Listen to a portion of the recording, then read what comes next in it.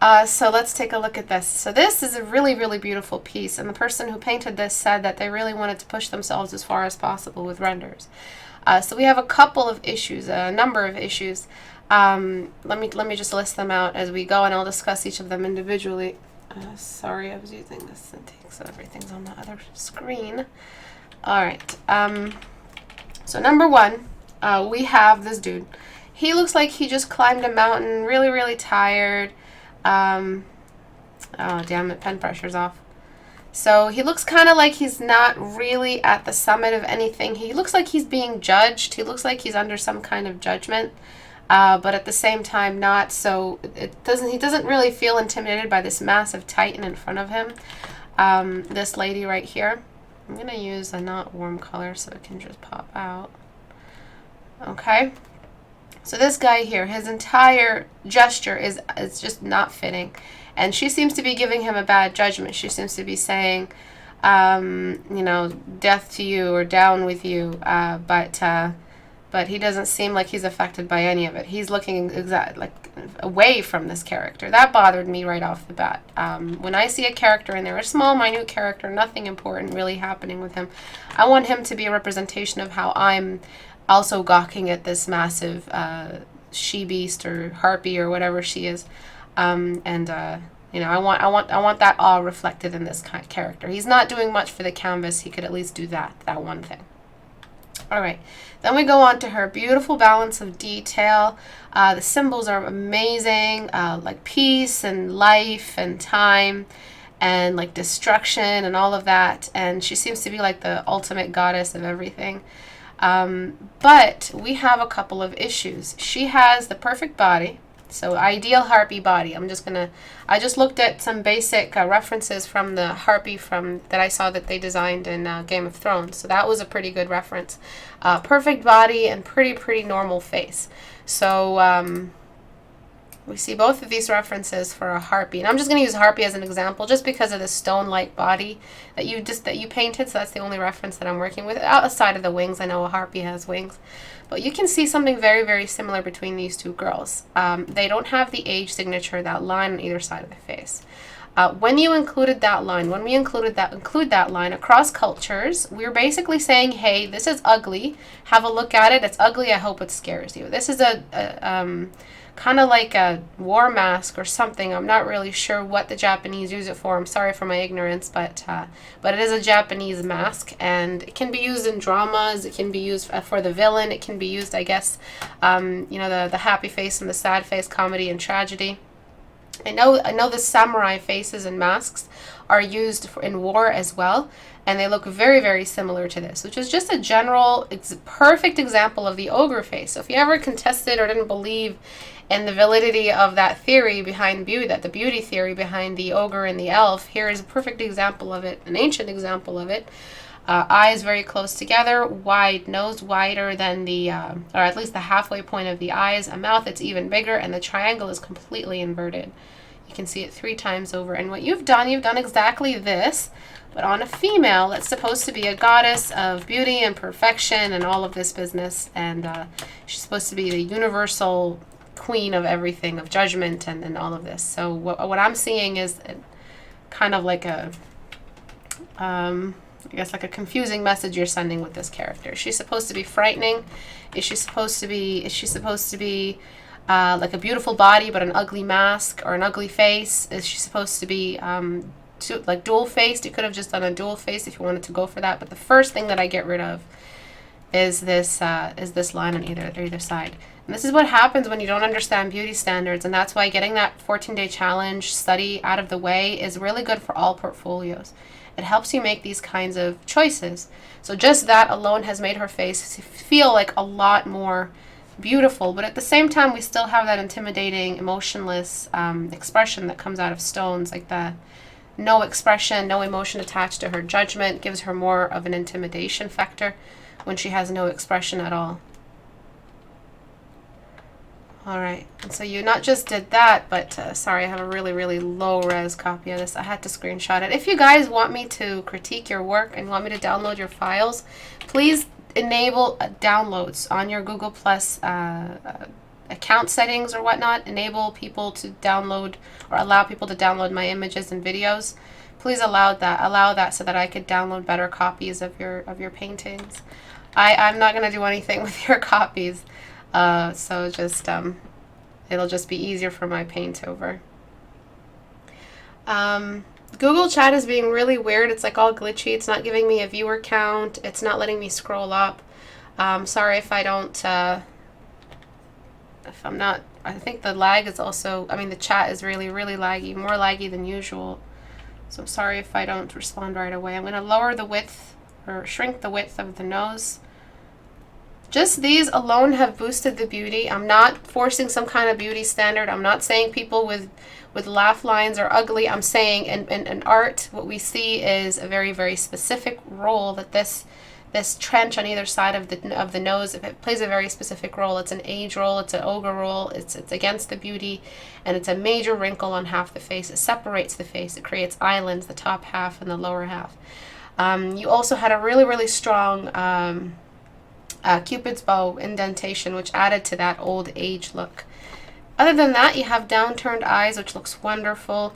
You kind of have an exaggerated shape on the face, which doesn't feel very human. So we want a little bit more of a square. So we want the jawline. The jawline should not be way, way smaller, that much smaller than the cheekbone. She still has technically amazing cheekbones. Okay. Still the same face, still the same thing, especially if you're going for that perfect goddess kind of Athena character. Athena was never painted with a war face. And just take a look across the war faces, and it just does not match. This does not match. This face does not work with this kind of body.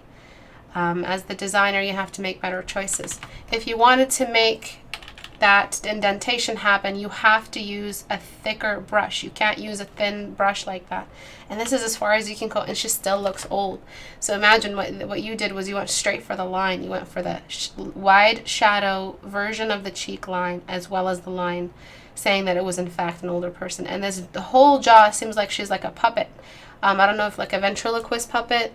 It just seems like the jaw goes up and down like that. It doesn't really, the joint isn't underneath the ears.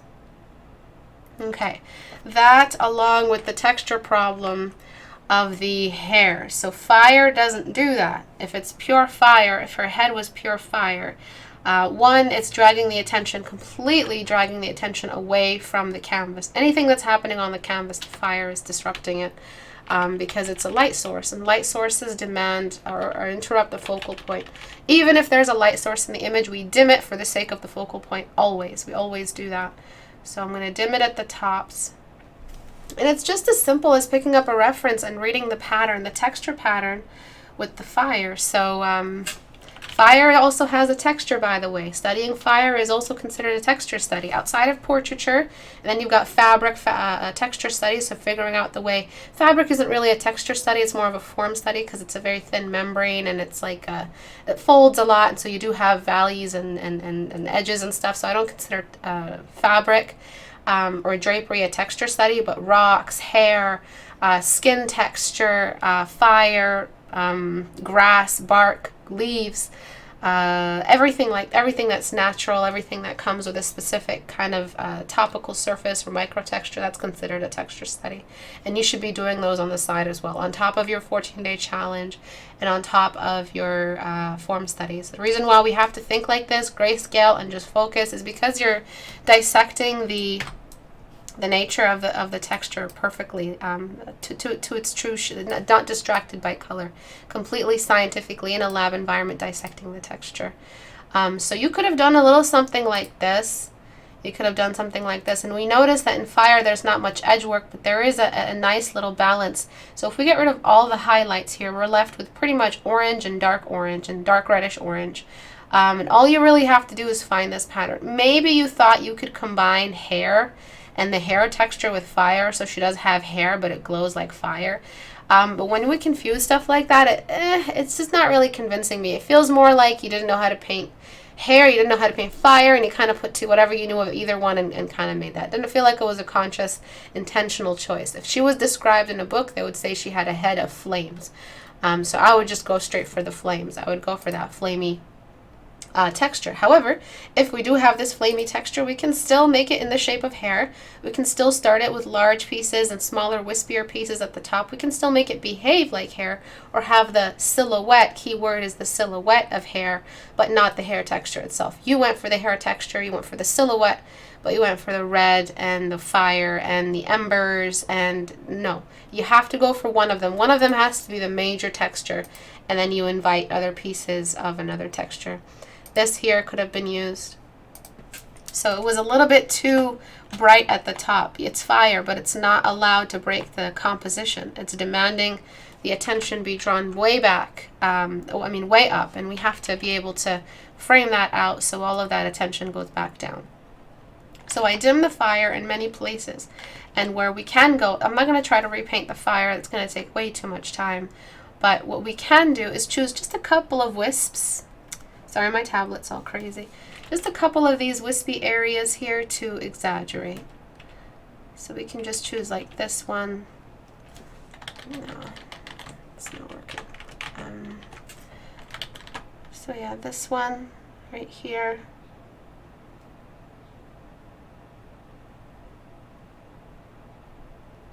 And then a couple of these. Make sure that you only have like some of them that have been designated as the most hot pieces.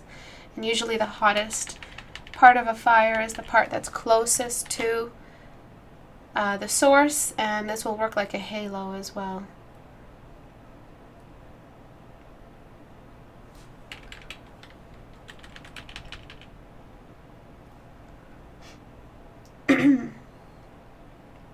Okay, so I'm just trying to find some of them. It'll still read as a fire, trust me.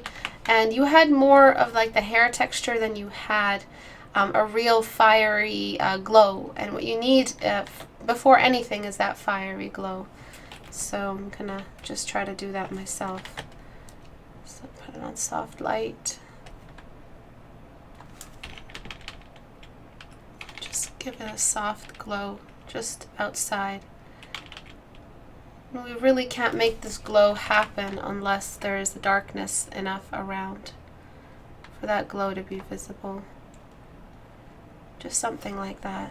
And then finally, I can't just leave the hair in these kinds of strands. What we have to do is blend certain areas so it can behave as a fire. Right now, really all you have is like a teardrop shape. And that's really boring, especially if we're talking a bunch of fire that's constantly aflame and you can't even like look upon her without being blinded. I imagine that's the kind of god you're trying to draw, some like legendary thing, and this guy was receiving judgment, or this is what you see once you die, or he was a hero, like a Herculean hero going to slay her or something like that. You want to make her a little bit more intimidating, so when you're near her, what do you hear? Probably like a really, really strong fire sound, or like a crazy roar of the fire. So it felt like more like, I don't know if I can imitate the sound with the hair before. It felt like, you know, fairy dust. It sounded like fairy dust to me instead of sounding like a real fire. I don't know if you guys have ever been near like a real, like a furnace, those massive industrial size furnaces, but I have in Iraq, and they're so loud. They roar. You can't hear anything. The fire itself is very loud. So you want to give off that feeling, and the texture isn't just a surface rearranging of light and shadow. It's a feeling that comes with that texture. You really feel like it's there burning in the canvas. Okay, so because it's a light source, we're gonna have a lot of areas on the face that borrow from the light source's color. And there's nowhere but to get that feeling of the fire. There's no better option than just picking up a good reference and going for it. Don't try to do the halfway here, halfway there. I like her hair, all hair fiery, but I also want to keep it like hair. And I don't know how to paint fire, and I'm not that good with hair, and I'm just going to meet it halfway. That looks more weak as a designer than it does strong. It's not that unique combining two items together. However, it is very unique having a full fire texture, really making it work. I'm not sure. I think it was in, I'm not sure what beast I'm thinking of. I think it was in Clash of the Titans or Wrath of the Titans. I think it was Wrath of the Titans. there was like this beast creature that had fire burning at the top of its head, and it was really, really great the way they made that work. There's also that character Bran from League of Legends. What other beasts have that burning flame? It's a real flame. They didn't try to like go back on it. So fire tends to like break in tiny little wisps, so this doesn't have to have a source. Just so it can feel more like this. And I really just recommend going in. And when it comes to fire, what you gotta do sometimes is you just gotta go crazy with the lasso. And I'm saying this a lot nowadays. When we think texture, it's like the hand dance. Your hand dance pretty much makes the texture successful or not.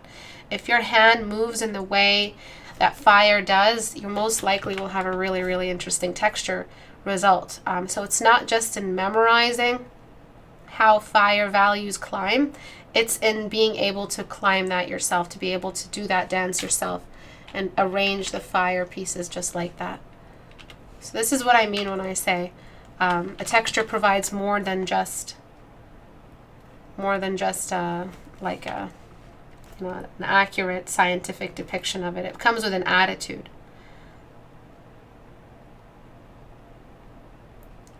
This is kind of what I mean by that dance.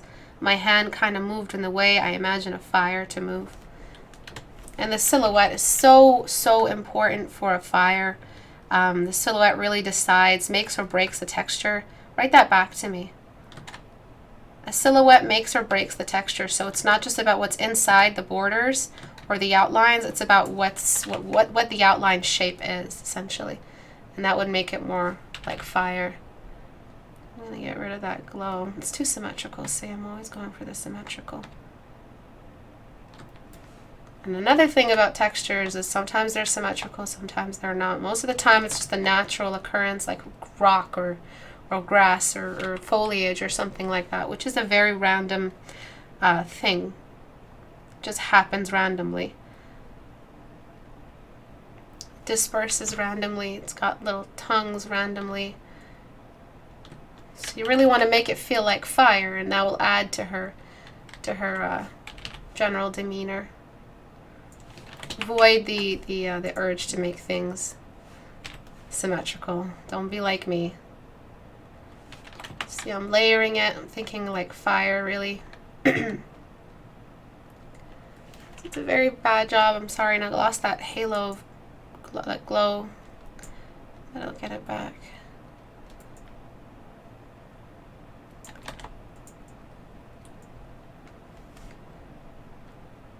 So I'm just going to reach like a white hot level down here.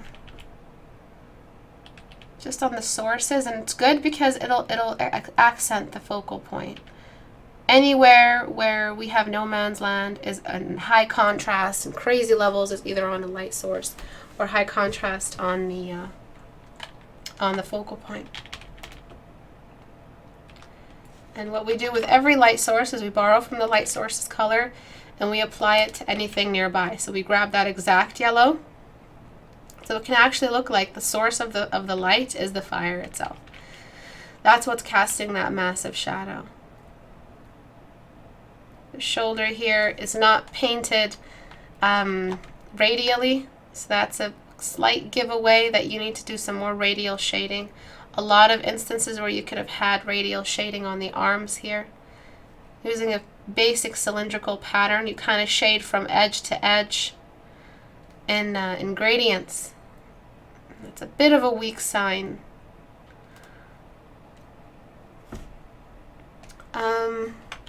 Still don't like the shape of the fire, but there's only so much I could do in a couple of minutes.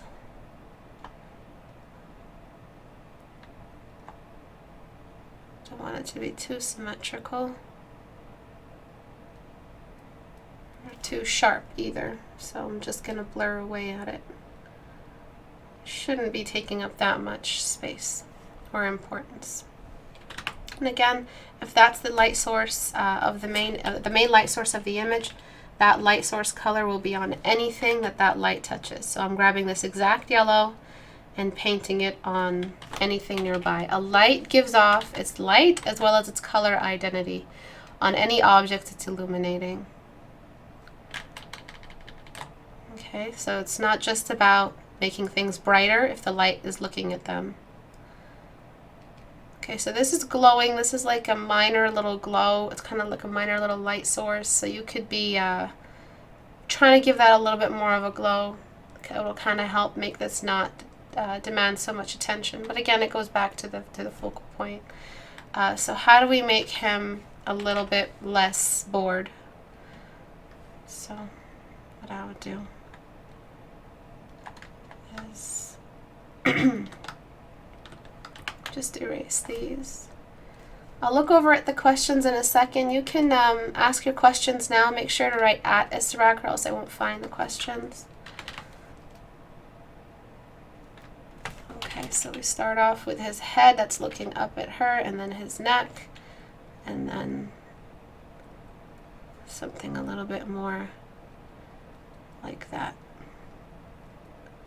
Kind of in shock, looking straight up at her. He could be holding a weapon, he could be doing something, just tell more of a story. It seems to be just about her. So he could be telling more of a story. Give him a cape or something. Unless this is based off like some sort of like actual, if it's an actual culture or religion, I'm not, it might be like Hindu or something like that. But yeah, and all of these clouds right here, they need that red, that yellow coming off her head. This is soft light. Soft light is a great layer mode. Oops.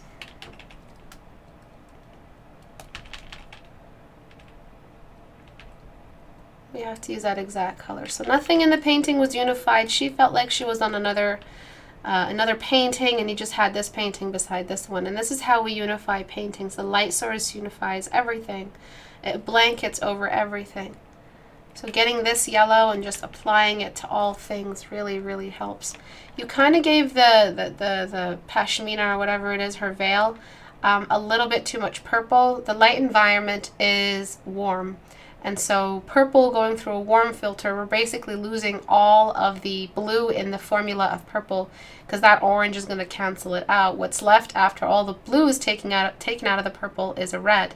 And so we have more of a red, more of an orangey version. Even if the pashmina was like purple, it would still have to be a reddish color through all of this. The main light source is a warm fire. So I'm just going to run a quick, oops, wrong layer. I'm just going to run a quick, why did it do this? Oh, right, I was on soft light, my bad. Layer on top. So color, and then just a quick orange layer on top of this. Just to bring that redness back. All we're doing is canceling out the blue. Whatever's left was whatever that color could do. I'm not going to actually bring in a red. The veil seems a little bit too translucent, almost like plastic. So what we want to do is make it too transparent, not like plastic. What I want to do is make it translucent. So I'm going to blur the edges of her silhouette. This happens when it's just slightly see-through or if there's a light source behind her. And I'm going to bring in this brightness here. I'm going to use Dodge tool. Color dodge, and I'm going to let some of the background horizon, do you see that horizon in the background, come through the pashmina.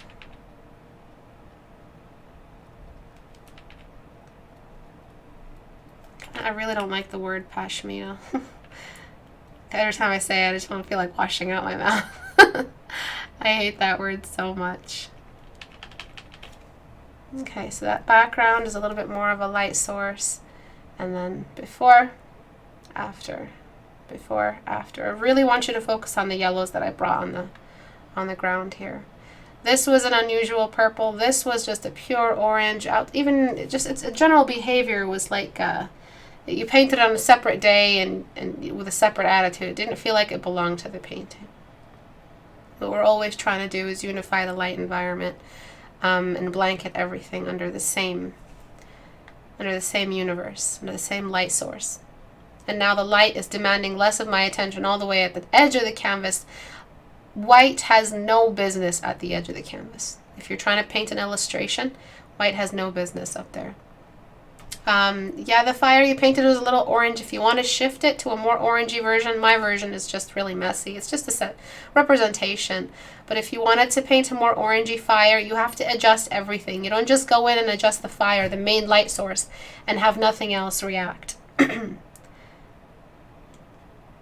Okay, so if I was told you're guilty, you're going to hell, I'd be less disappointed with my fate and more, you know, what? Are you fucking kidding me? After all this time, after all my free lessons, I go to hell? What? So you want to have a little bit more of like a defiance. This guy's standing in front of her. It feels like the rest of us would probably just get into fetal position, but this character isn't. This isn't just basic judgment. She's a colossal being. So so I think there should be a little bit more thought into what he's actually doing there. Okay? So just a couple of things to balance the light source and just round off the image. Okay, let's look at the questions. Pashmina outside, how about that? That was a terrible joke, Nick. That was just terrible. Would the goddess have atmospheric fading because she's very far away? I did consider that, but she's pretty much the focal point. We can't afford to throw her in the distance. She right now is the... Whatever atmospheric fade is applied to her, let's just assume it's already been applied because we can't consider her in the distance. If we throw her in the background and we throw her in atmospheric fade, what's left? A tiny little man and a couple of impressionist clouds that aren't fully formed. This is what's carrying the image. This is the anchor of the painting. Does anyone know what tablet Istebrak uses? I use a Wacom Intuos 5 Touch Medium. Touch Pro or something. Alright, what is the difference between the types of shading? What is the difference between the types of shading? Sorry if you've already asked me this question before. What is the difference between the types of shading? I'm not sure what you mean by that. That's a very general question. Yeah, I agree. The thumb could be pointing a little bit more this way. I don't think the thumb would be pointing all the way down. I mean, it hurts to do that. I feel like, you know, it'd be a little bit more slanted in this direction. So yeah, I agree with that. I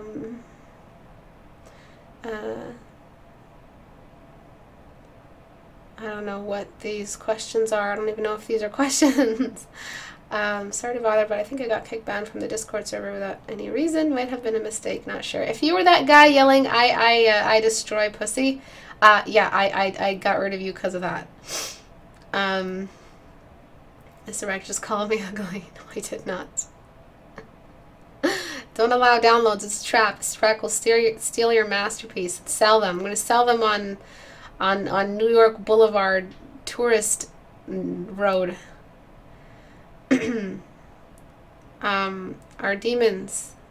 Onus? What? I don't know what these people are saying. I love you too, Jonathan. No more questions? Is her head too small?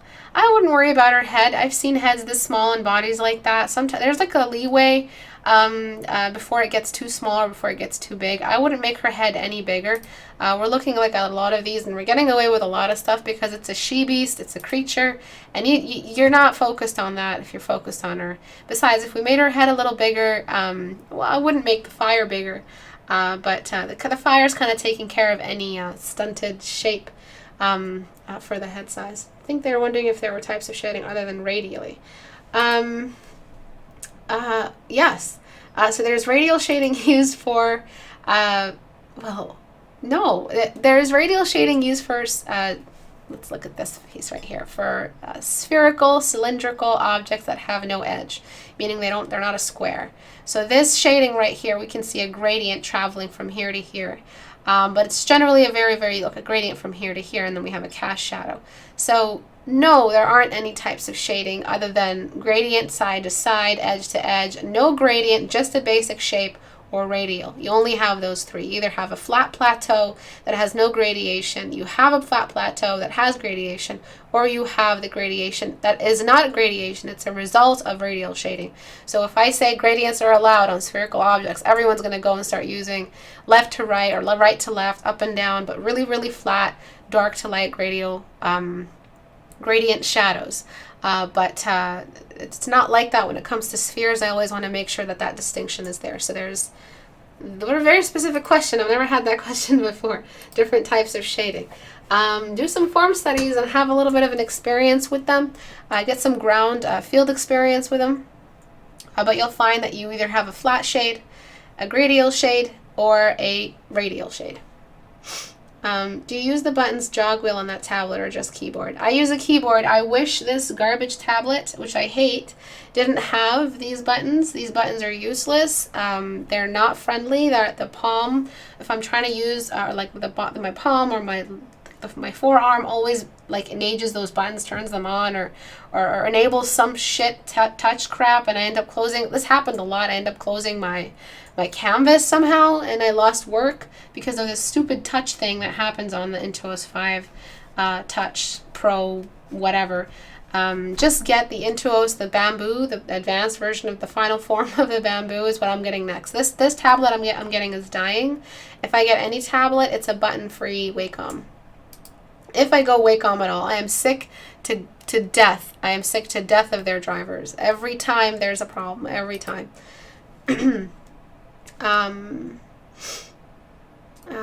Ryan Carl Hope, comment not question. I'll re-review your critiques and apply them to this piece and future work.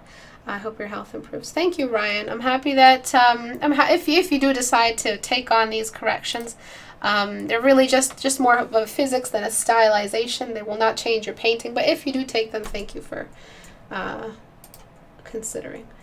I think the Discord might be closed for new members now, not sure. Hey, do you use the buttons jog wheel on that tablet or just kidding? You were kind of active. Oh, I don't think I banned you. I did prune members today off the Discord. If you're just in the Discord and you haven't talked in 7 days, you do get taken off. So really, Discord is a place to chat. It's not just about critique. We don't have idle chat outside of critiques. Osi. Outside of critiques on the community, but Discord is really good for that. Talk about how you're doing or whatnot. Osi, shush!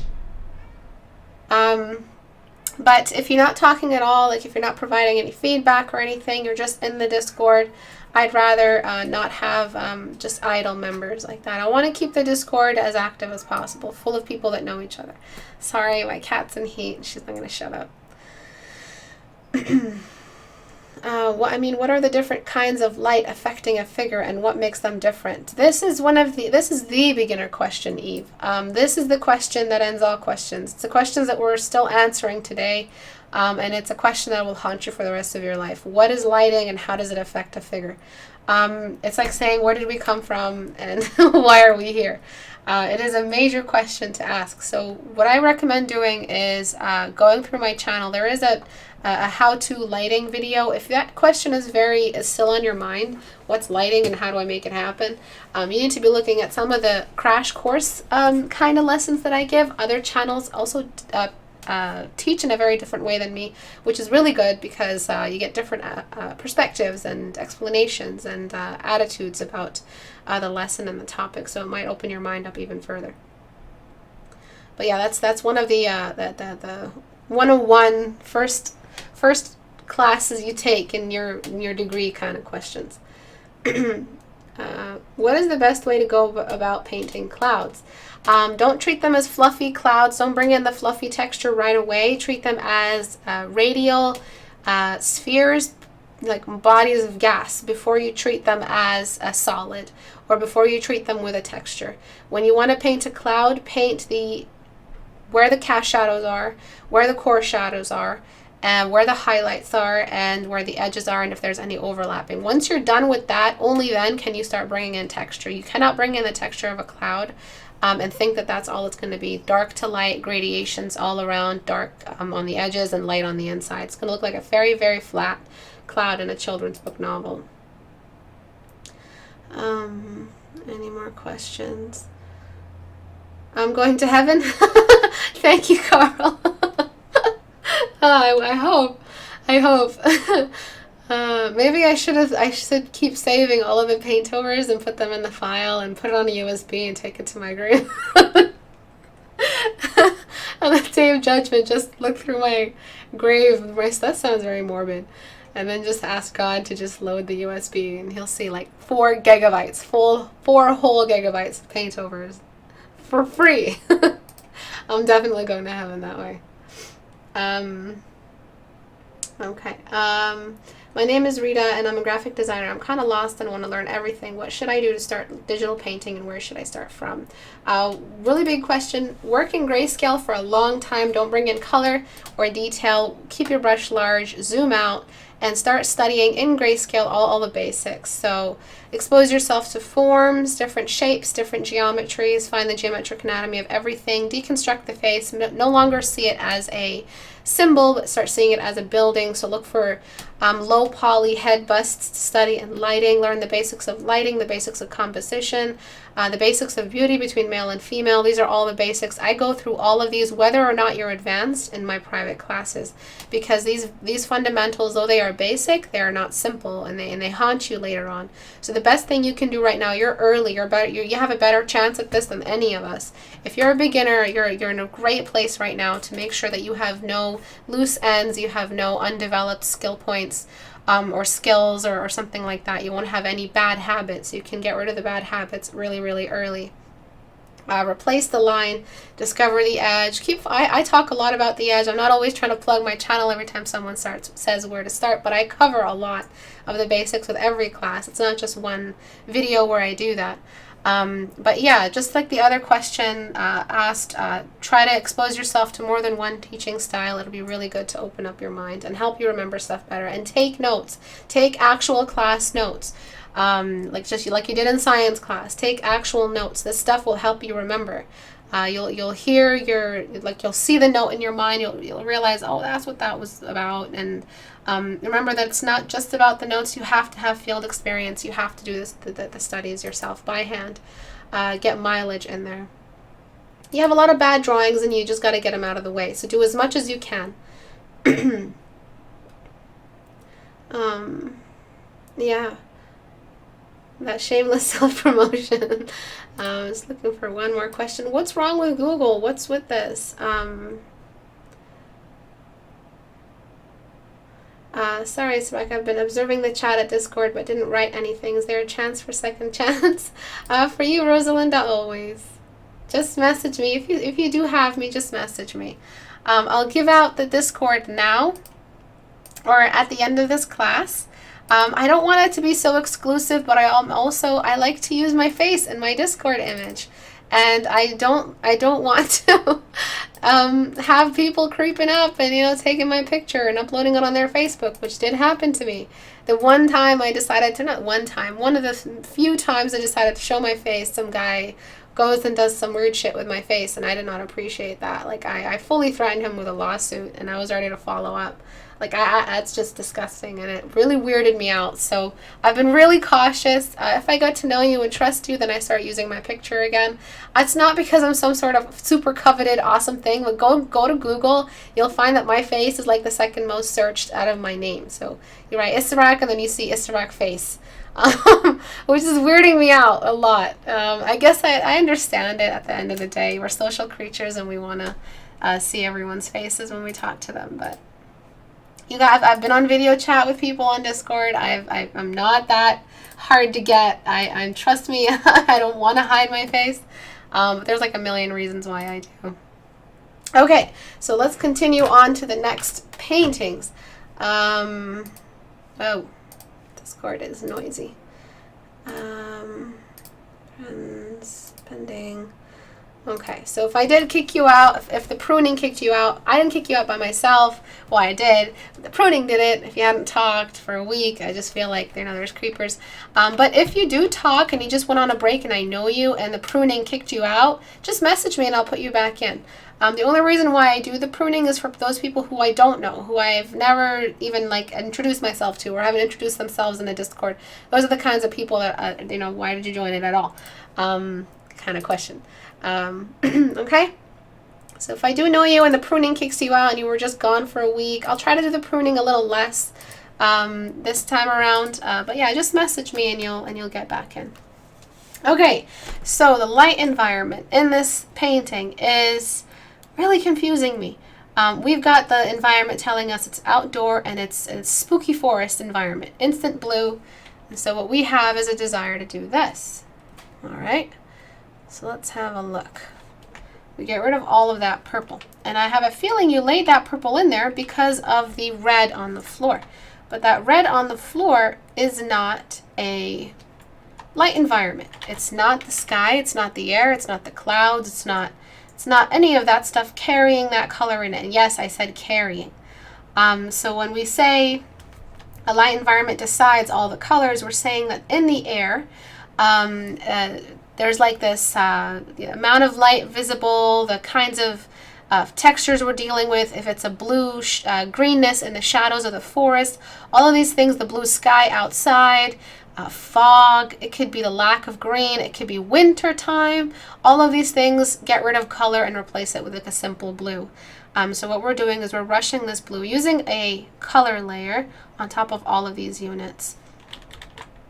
Okay, so the reason why you went all purple could be because you were saying, okay, well, we've got this red reflecting back up and we've got this blue. So just take a look at that purple, almost like a pastel purple, like you were making a very specific choice.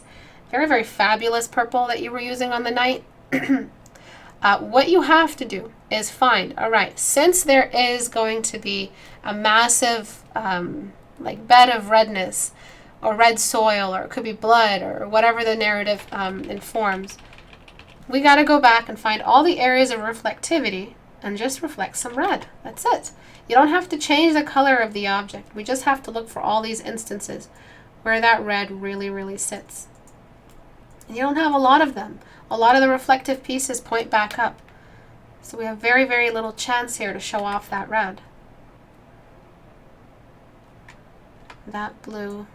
The brown of the hilt, I don't know if it's wooden or golden, but it would just definitely be filtered under that blue all the way down grade.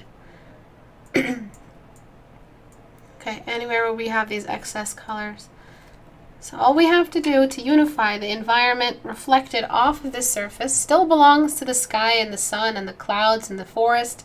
The governing light environment is still belonging to the general air around the object. But we do have instances here where we can really show how that redness of the floor of the forest is affecting this character. So see, just simple little additions like that unify the character. So what you're doing is, okay, I wanted to use the red because I didn't want the character to be in smack dab in between red and blue and give them their own color. If their armor had a slight gold to it, it wouldn't be visible. The blue is too strong, canceling out a lot of those yellows. It would remain as a very like a pale gray version of that. So this before, after, and you see I've brought in some of that red on the bottom half here. I'm assuming their chainmail down here is reflective. The belts or leather is reflective. God, I'm so scared it's going to disconnect on me. More reflectivity on the front part here. And you see why I stopped? I stopped because this is an edge, so the surface is no longer reflecting it, because this edge now looks away from the ground. So that redness is limited to... What? What? New Game of Thrones trailer? Are you serious? Oh my god. I'm sorry. Jeremy, I'm trying to teach. God. Okay, so right along here there might be some redness, considering that this is a sphere. So I'm just applying some redness here. What I was saying before is that if it was purple, you'd have to like find a purple that looks good through all of that blue filter of the environment. But let's take a look. Apart from the composition problem, which means he's way too far to the side, and this tree comes nowhere near close to his rendering capacity, but the capacity of the rendering you used on him, but it's taking up as much space on the canvas. That's a big no-no. That's a big, fat, stinky, heaping pile of no. We don't do that to our painting. Our painting, we spent a lot of time painting this dude. There's action, there's adventure, there's Dutch angle, and then we have this tree, which if it made a sound would probably sound like bleh, taking up a lot of space on the canvas. So this is what composition is here. This composition is here to help us answer all these scary questions. When we think about, okay, how much space should my important character take up on the canvas? You basically think 2/3 of the painting. So if you were to use up the painting for the, you're going to have one focal point, 2/3 of that character should take up the canvas. If it's going to be a shared focal, so you're going to have a large sword, a really well rendered tree in the back, somewhere. I don't know, some kind of enemy on the floor that he's about to kill, and some butterflies or some leaves caught in the air. You're sharing the focal point at this point. You're distributing the weight, so that means that we will see more of that 2/3 shared between between objects in the painting. But here at this point, he's taking up too much space. So before, do you see that purple? That red outside of the light environment, the blue isn't even touching it. That red is from a different galaxy, it's broken the time-space continuum, and it's just just sitting there illuminated by its own self. There is no light nearby. It's just a red it has its own orbit. That's not right. A minor little object like that needs to be filtered. A red does not shine in its full capacity in a dim, clouded, kind of like shrouded with dead trees, forest, and fog everywhere. That's not going to happen. If there is some shine, it's probably shining nearby, or a studio light. We can get away with studio lights, but apart from that, those are my major issues with this painting here. I feel like the fabric here should be a little more illuminated. Are you serious? There's another Game of Thrones trailer? Oh my god. Can't wait. I've been rewatching all the episodes like a mad woman. So you see the problem with that color? It does not hurt to grayscale. It does not hurt to desaturate. All right? It will not hurt your painting. It will benefit your painting. Because if you chose a non-sunny environment, there is not enough light in this world to feed that red and feed that purple and feed all of this. This red right here, you're kind of getting away with it because it's a really, really desaturated red. It's almost pastel. It's just on the edge of pastel. Pastel starts right about here. And it's nowhere near this. So it's right outside of the borders. Just squint your eyes and you can see where that hot red ends. It's right on here, and it's on the other side of it. So this red gets away with it. It's already been filtered by blue.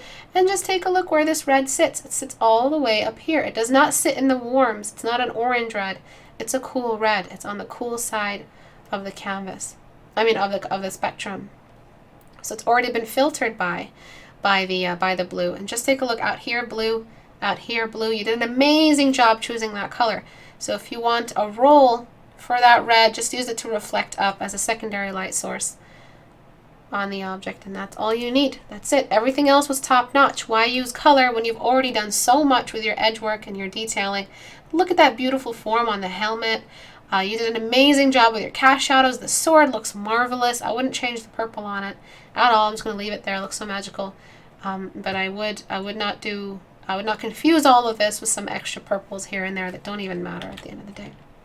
Again, if the narrative forces you to have a purple, make sure that it's a bluish purple and it's not some sort of big pink, fabulous pastel kindergartner purple.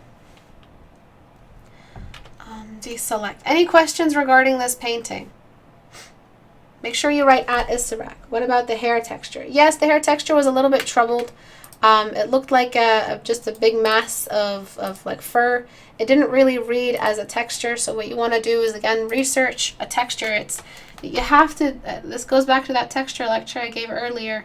You have to start understanding the fact that if you don't know how to draw hair, please don't freestyle it. Please don't freestyle it. Look for a reference, because hair is a very specific texture. Nothing really behaves like it. Its fur and hair are very specific. And even fur is short. Hair can be long. So like hair in the wind. It doesn't just work as one mass. It's constant. It's everywhere.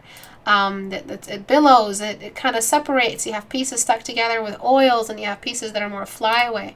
You could have something a little bit more like that. Hair doesn't just... You could have had this. Hair doesn't just move as one mass. It makes no sense unless there was like a lot of hairspray. Everywhere you have pieces. Squint your eyes, you see piece number 1, number 2, number 3, and then 2 outer smaller pieces that are very thin. Okay? So please, if you don't know how to draw hair, don't freestyle it. Write that back to me. Look up a reference. All right, so I'm just going to continue talk on light environment and stuff. A lot of things wrong with this piece. You've got a vertical character standing up on a tile illustrate. We never do the tile thing unless it's like we're forced to for a card, trading card illustration or something. We just never do that. If he's going to be standing up like that, we just have this canvas. You kind of painted him without changing the canvas size, so his legs are very, very stunted. His legs should be much longer. I think you used a camera in perspective of a bodybuilder, and they were kind of like bending their legs. They look really, really short. If he's standing full length, his legs should be somewhere here. And the reason possibly why that happened to your painting is because the canvas was short, so it stunted the growth of your character when you painted them in. We always avoid the edge, guys. When we're painting like a cape, the cape just suddenly ends really politely before the edge, really, really politely. The hands, anything that's hair, it will just go like woo, and then it reaches the edge and it kind of just avoids the edge completely. Like the edge has like a magnetic push away and nothing can cross it. If the feet aren't visible, they're not visible. You could crop it like this too. It doesn't matter. As long as we have a canvas length or width that complements what we're seeing. So you wanted it to be a long canvas with a character in the middle. You're going to have to decide, what is it? Is it a large environment with a small character, or is it a vertical character in illustration with minimal environment? You can't have both. You just can't. You can't have both in cinema either with a camera. It's too much. You're providing us with too much information. It looks really awkward. So you can see areas like this, really, really awkward stuff like this. And when we look at Napoleon Dynamite shots or Nacho Libre, they use this a lot. They have a full-bodied character in a really detailed, long shot. So you can see a lot of the background, the heads and the feet of the characters from head to the feet, and it just looks so awkward and hilarious. Whenever I see something like this used in any kind of serious show, I start laughing my ass off, because it's like you're showing us too much information.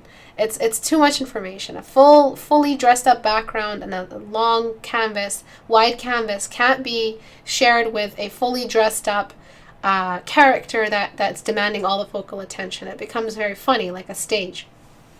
So we have to avoid that. I can't find any reference because I don't remember the exact scenes.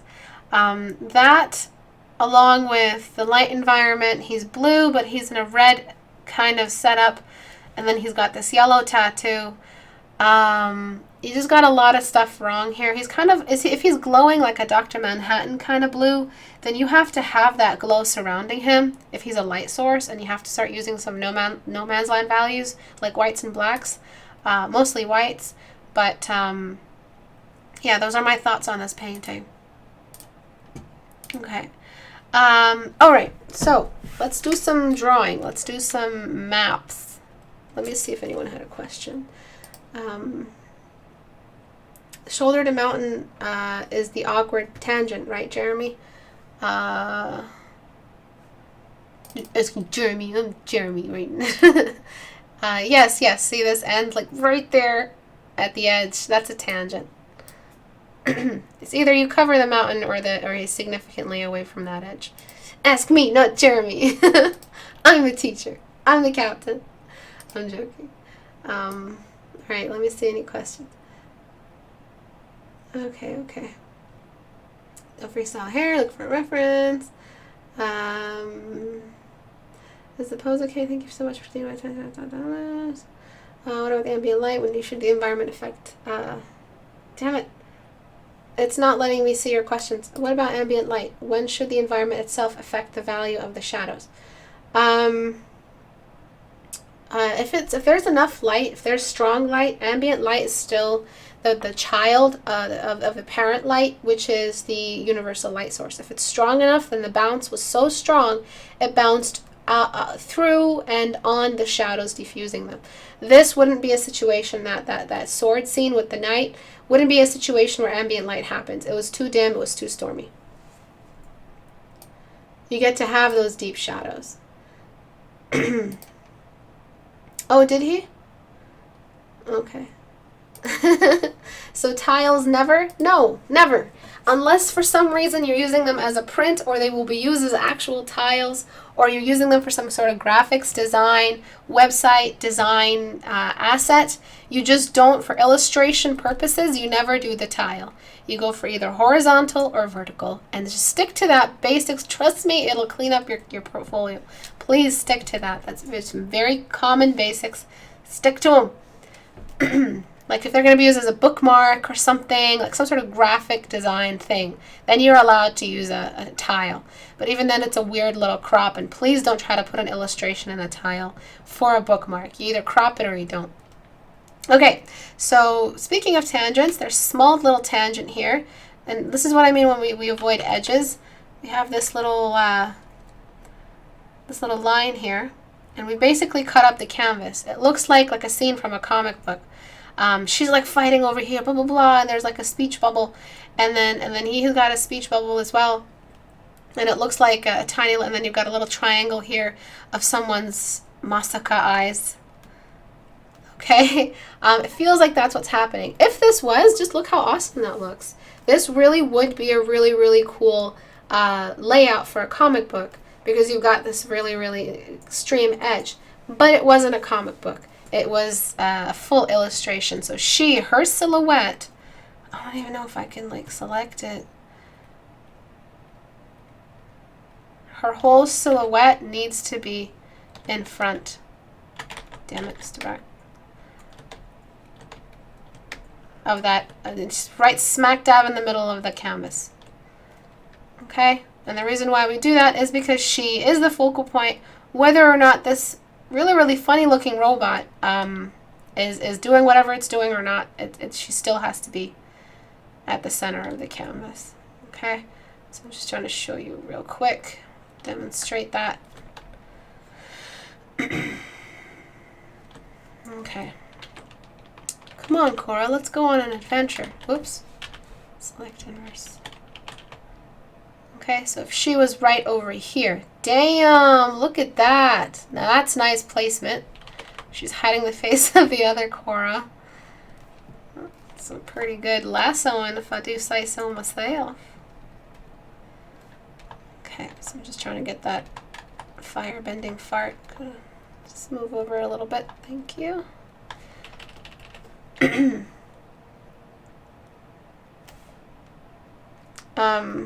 Did this in his paint over? Oh, it's okay. You can alert me there on Skype. I don't mind.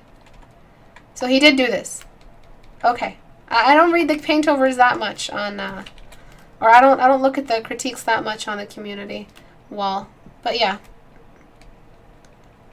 Okay, so this is what you need to do. You are separating two segments using this line, a really awkward, unimportant line in the canvas. It's supposed to be not even visible because it's a seam. It's supposed to be seamless. The ground connects to the water seamlessly. There's too much foliage, too much business happening around there where we just don't have that. Okay, so we're just getting rid of this little... And that's it. That's all you needed to do. This line moving upward also goes back down, back down. This guy, he's kind of in the distance, so his stuff doesn't really work as a line. I don't think you should have, these are looking kind of comical, so you should have either one laser or not. Instead of having these look very, if you're going for the comic book thing. This line is going back up towards her. And then we've got these things pointing back at her. It's a really great position to be in. Just like with that night painting, you want to have them take up a lot of space. But it is shared between the iceberg and the little ice pieces, and the fisherman and the robot. So she doesn't get to take up all that space in the canvas. But she's still the main character of this composition, the carrier of the narrative.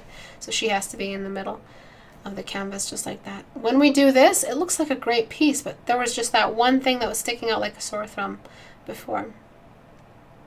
Just waiting for Photoshop to work. It looks like she fits golden ratio when she's on the right. Golden ratio is not always a good idea. No, the golden ratio doesn't fit just on one half of the painting. So this painting is problematic in its positioning. Let's look at the golden ratio. So the golden ratio, we can't really bring it in exactly mathematically, but this is how you can bring it in very, very topically and roughly and still have a great canvas. So this is a horizontal canvas. It's not cinematic. It's not like, is it 1080? Doesn't matter. And then we choose one of these, and then we detail one of these, and then one of these, just like that. Okay, so this is pretty much a great positioning, but we still see the problem of this and this. This is where the focal point should be, right here, in this entire square. Should be taking up a lot of the focal point. So you could have started the knight's head somewhere here, filling up a lot of space. Great opportunity to bring in some wisps for the hair silhouette against the background. A lot of him would be very, very much closer to the high concentration squares of the sequence, and then you have him take up more space on the canvas. You have him do a little bit more of a like that, which is where the best ideal position would have been for his for the knight. Okay, but he's a little bit off the sequence. He wasn't perfectly on it. So when we're thinking about the Fibonacci sequence, really it's just like a this still is this is still a legitimate spot to place some detail. This is still a great spot to place detail. This right here, not so much, but it's still very close to the focal point. And then we have the character. I'll use a blue for their position, just like there.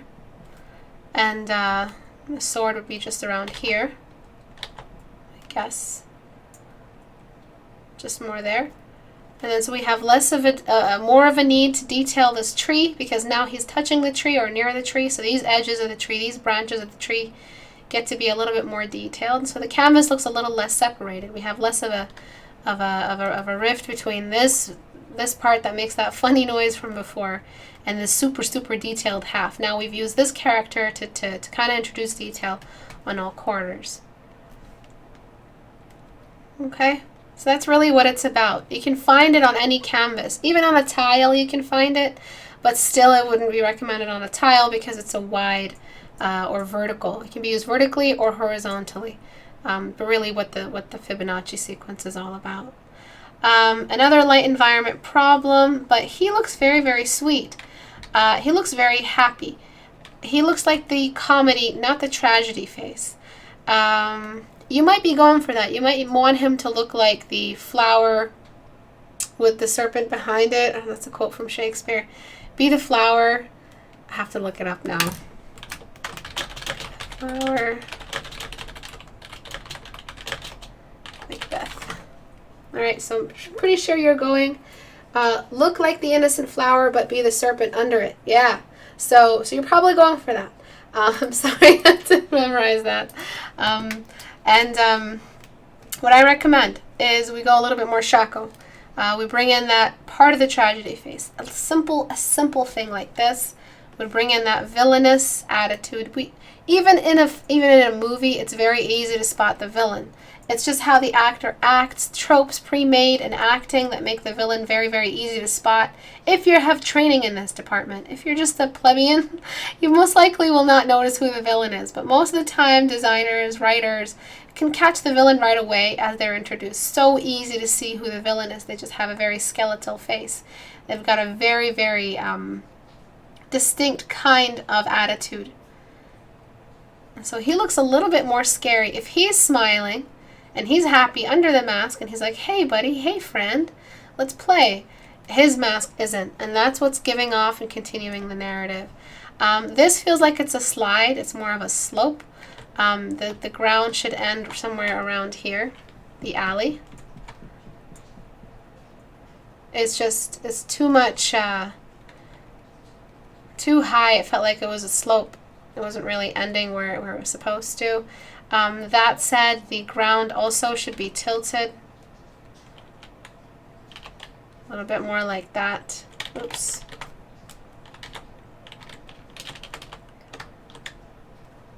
Something like this, and then tilted down. So we're putting the ground in a perspective instead of seeing it from foreground. or from front view like that. So you see what I mean? It should be disappearing, getting smaller into the distance. That would have looked more like, you know, like a tile on the floor, or stones, or cobblestone, or whatever it's called. You do have a vertical canvas, which is wonderful. You've got some cast shadows, which are pitch black. They wouldn't be pitch black. They would be a little bit lighter. The reason why we don't make them pitch black is because it's going to work like an what's it called? An outline, and we don't want an outline around him.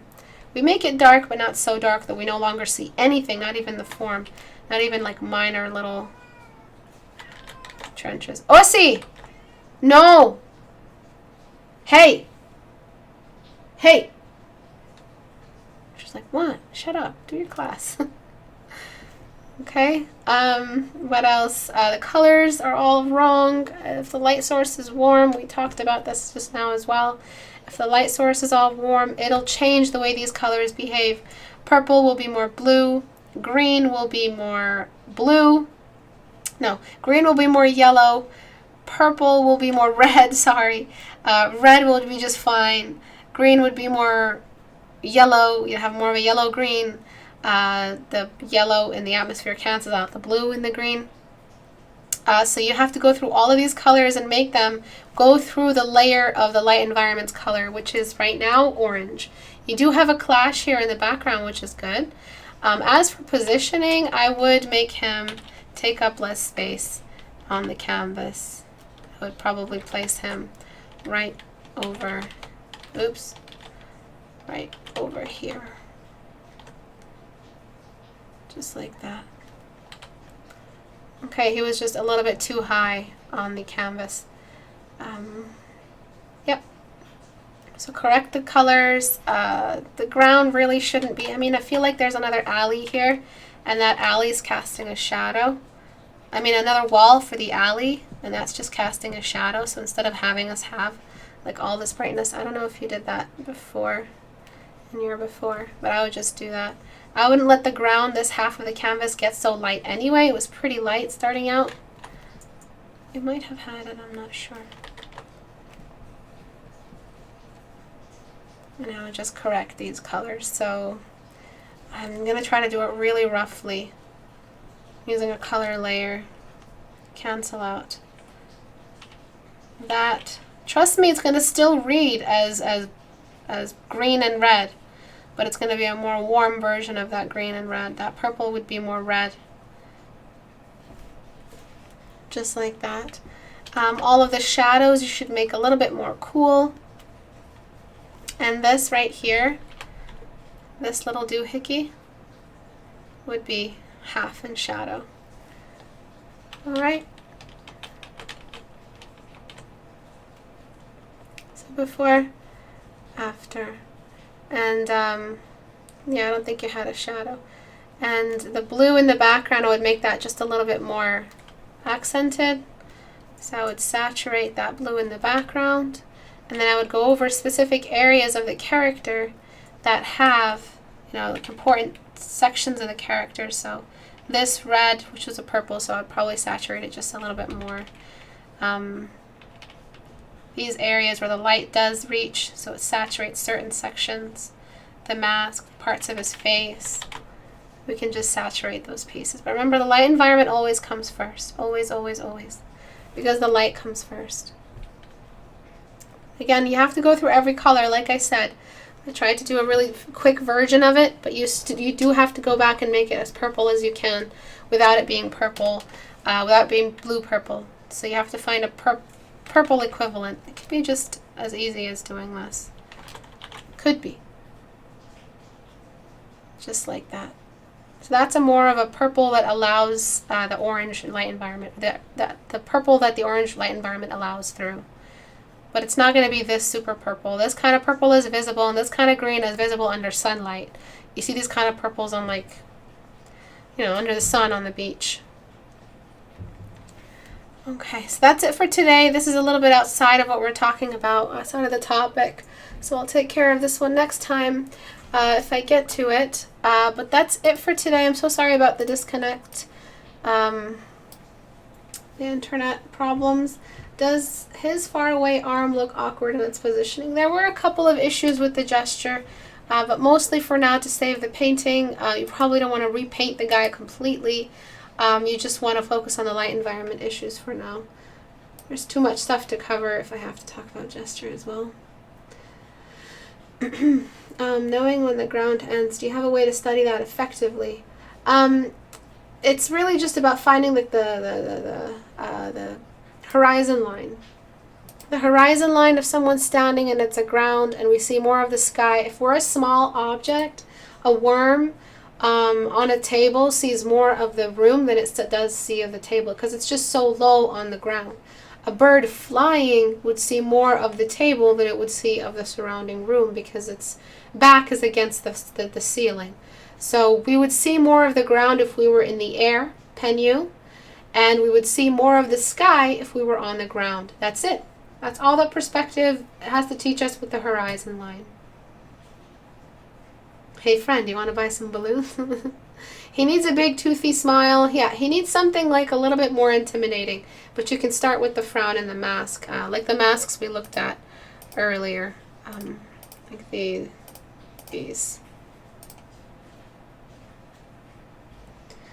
Watch yourself.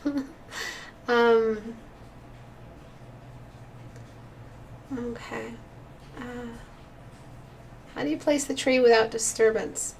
What do you mean? I'm still not over that question. What question? How do you place the tree without disturbance? If anything that touches the focal point automatically gets promoted into detail. So if the knight was near the tree's branches, the blue bits that I outlined, those are the areas that allow that you can start bringing in detail. So you paint little pieces of the bark, just hint a little bit more at the detail.